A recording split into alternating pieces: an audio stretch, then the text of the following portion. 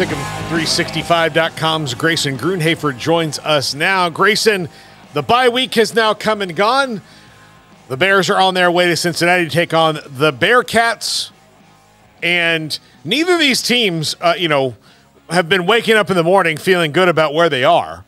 So this is kind of an interesting game where one team can come out feeling a little better about themselves, but and the other one is in a deeper hole. It is very strange to me also that each thing that the other one does well, the other one has trouble stopping. So this game could get very bizarre. And I really had a hard time picking what I thought was going to happen. And maybe it's just going to be who has the better emotional momentum tomorrow. Yeah, it really is an interesting situation for sure. And I think the things that you're going to probably learn from this game, I think based on the season that we've seen so far and based on who these teams have played, I think it's pretty obvious that Cincinnati is a pretty mediocre team, probably not a bowl team as far as, when you watch them play, the losses that they have this year against the schedule that they faced so far. And then you look at Baylor, and you kind of see a team that, lost to a really good Texas team, lost to a really good Utah team. They lost to Texas State, who actually has ended up being clearly a bowl team. That might be a 8 or 9 win team, maybe even 10 wins by the end of the year. And then obviously the terrible performance against Texas Tech. But I truly think that this game is where we're going to learn a whole lot more about Baylor than we do about Cincinnati. And I think that's the fascinating thing about it, because if Baylor goes in there and just gets destroyed or plays a really bad game and Cincinnati kind of blows them out or wins by, multiple scores or even beats Baylor, to be honest, then I think we pretty much know that Baylor is probably the worst team in the Big 12, or at least, right in that discussion. I do think if Baylor wins, though, on the road against Cincinnati, it does bring up a fascinating conversation about expectations for the rest of the season, because you see the rest of their schedule and there's a few matchups that look pretty good on paper, and then a few matchups that you're probably a little bit more nervous about. But in general, no one on this schedule is a, top 15 team, really. I mean, maybe Kansas State gets there, but it's just very fascinating. And in my eyes, I just think we're going to learn a whole lot more about Baylor than we do about Cincinnati. Yeah, and just looking at the rest of the schedule, Grayson, you bring up a good point. Look, this week is Cincinnati, who's in the exact same boat that Baylor is right now. They are if you're putting them in categories, like Baylor and Cincinnati are in the same category right now. Then you've got Iowa State, who is playing really well, and they're a very physical team, and that would seem to be something that would make me nervous, even at home for Baylor on homecoming, which is going to be the most people they probably have in the stands for the rest of the for the other home games. But then Houston, who is Houston? Are they the team that just wanted a Hail Mary against West Virginia, or are they the team that has played so poorly in second halves that teams have had to stop trying, right? Kansas State and TCU, not great matchups, but West Virginia, who are they? They're better than everybody thought they would be, but nobody in that series between Baylor and West Virginia has ever won on the road. So there are some things to look forward to. I guess the key would be seeing some forward momentum out of Baylor, which we have not seen yet.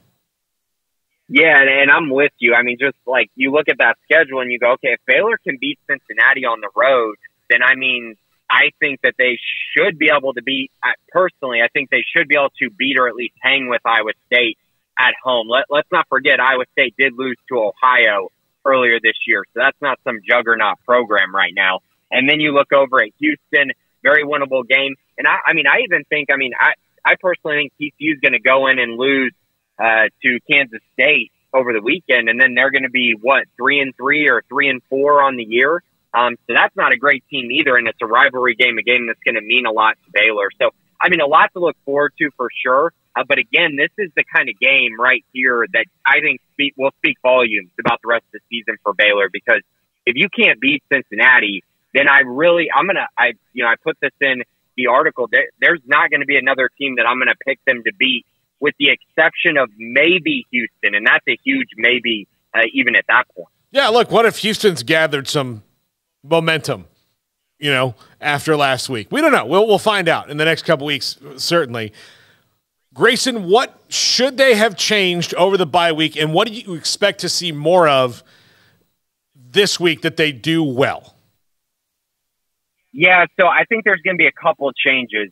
First off, I do think that there will probably be at least one change on the offensive line. There might be more, but I think that there will be at least one. I know that, some of the young guys got some reps this week, which will be very interesting to kind of monitor to see, what actually does happen with that position as they're just going through, some guys are going through learning curves. Other guys are probably playing out of position and maybe they'll get back to their more natural position. And then other guys are just having a tough time. And so that whole group in general needs to come together.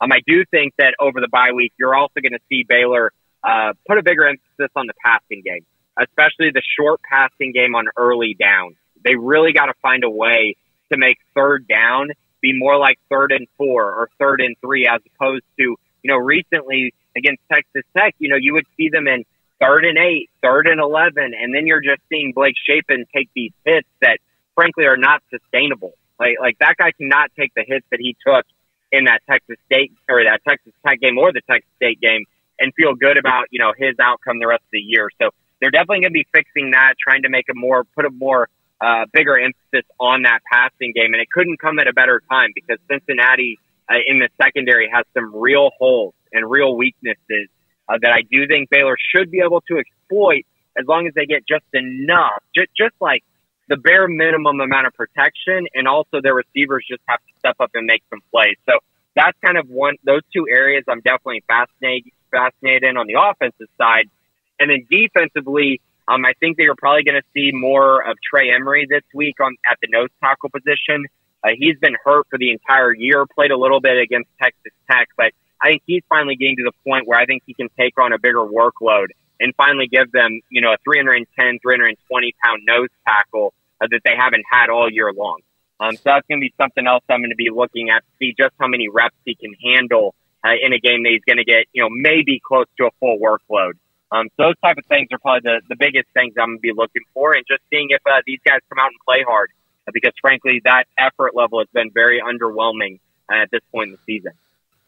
Grayson, when you mentioned the changes in the offensive line, do you think that in addition to maybe some personnel, do you think that maybe some guys who would might return at a different spot?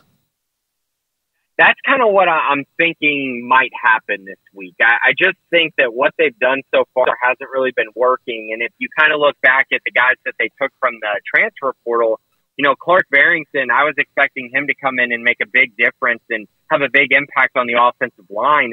But he has struggled, but he's playing a position that he didn't play at BYU. So I'm wondering if maybe he moves to guard, potentially. And then if he moves to guard, who do they fill in at the center position? My kind of bet for that would maybe be someone like Colton Price at the center position. He's the guy that's really come on as of late.